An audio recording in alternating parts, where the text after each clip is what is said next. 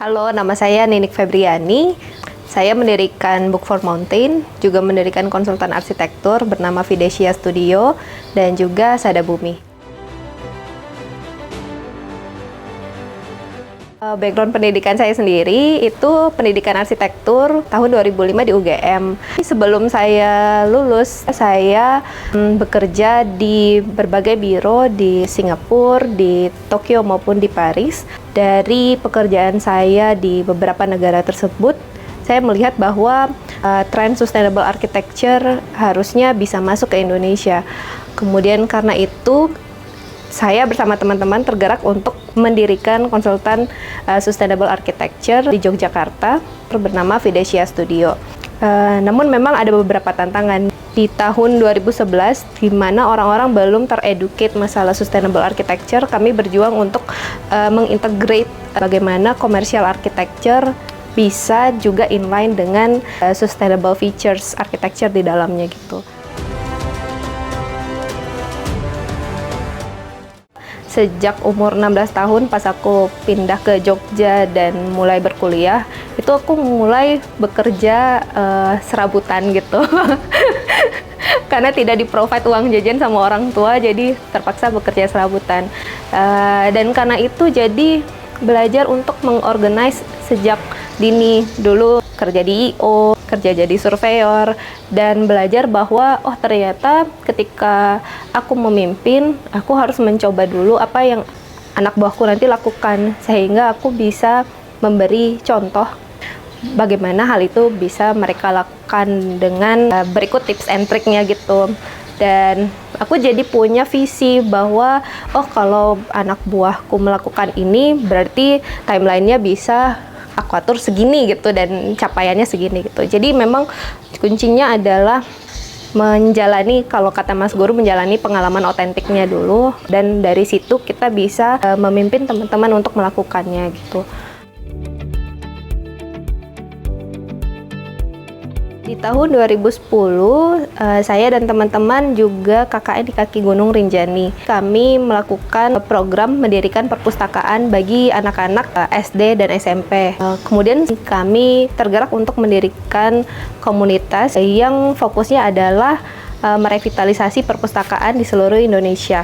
Sejak 2010 kami mendirikan 44 perpustakaan, dan karena perjalanan kami di Book for Mountain, kami belajar sangat banyak tentang bagaimana Indonesia itu sangatlah beragam, padahal sistem pendidikan kita dan konten pendidikan kita itu sangatlah seragam. Karena itu, di 2017 hingga 2019 kami berinisiatif untuk membuat buku cerita anak kontekstual, di mana buku tersebut sangat relevan dengan kehidupan sehari-hari anak-anak di kaki gunung maupun di daerah terpencil lainnya. Hingga saat ini kami sudah membuat 9 buku cerita anak kontekstual dan menyebarkannya ke 600 perpustakaan di seluruh Indonesia. Kelahiran Sada Bumi sendiri sebenarnya terkait dengan perjalanan saya di Book for Mountain. Saya banyak berinteraksi dengan petani-petani skala kecil yang ada di desa-desa. Kemudian saya melihat sendiri bahwa kesejahteraan hidup petani itu sangat tergantung pada keberadaan para tengkulak. Dan kemudian saya dan teman-teman melihat bahwa ada 3 solusi praktis yang bisa kita lakukan untuk mengurai keruwetan tersebut.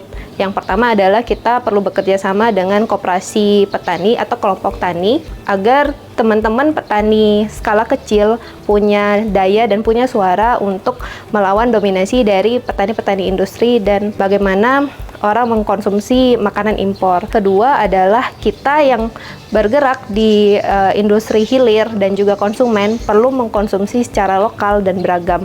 Ini untuk menguatkan petani-petani lokal untuk menanam secara beragam agar tanah biodiversity-nya lebih baik. Ketiga adalah bagaimana kita mendukung pendidikan kontekstual.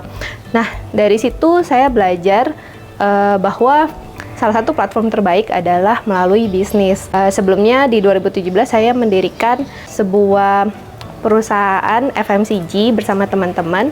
Dari yang skala home industry, kami bisa naik kelas menjadi manufacturing, dan produknya tersebar di 600.000 outlet seluruh Indonesia. Namun memang di perjalanannya kebijakan perusahaan agak bergeser, sehingga saya tidak bisa mengakomodir idealitas yang saya pelajari Book for Mountain tadi gitu.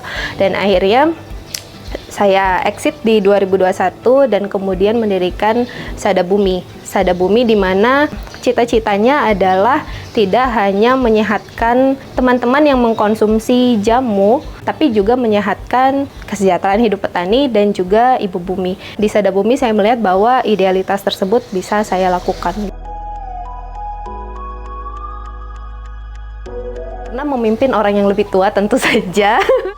Ini belajar lagi sih bahwa ternyata memang yang dibilang Mas Guru adalah kita perlu fleksibel untuk switching dari tegas ke lembut.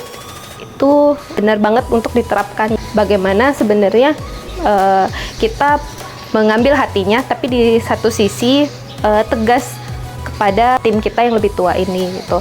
Tentu saja aku tetap tegas ketika KPI atau performanya tidak baik, tapi di satu sisi ketika memang di luar hal-hal profesional, aku akan kembali menjadi Nini yang seperti biasanya, teman bagi dia gitu.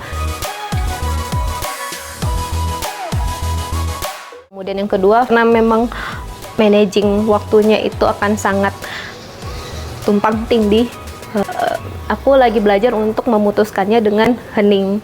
Deadline apa yang harus kukerjakan dulu hari ini, itu aku sedang berupaya untuk menerapkannya di kehidupanku sehari-hari.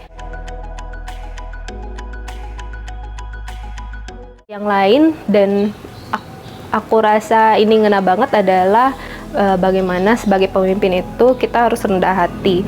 Semua orang itu punya keilahian di dalam diri. Tidak hanya aku yang ada di dunia ini, tapi juga teman-temanku yang lain itu juga punya kemampuan dan potensi yang bisa kita gali bersama untuk mewujudkan visi kita di pos masing-masing gitu. Jadi semua orang itu punya peran dan porsinya masing-masing.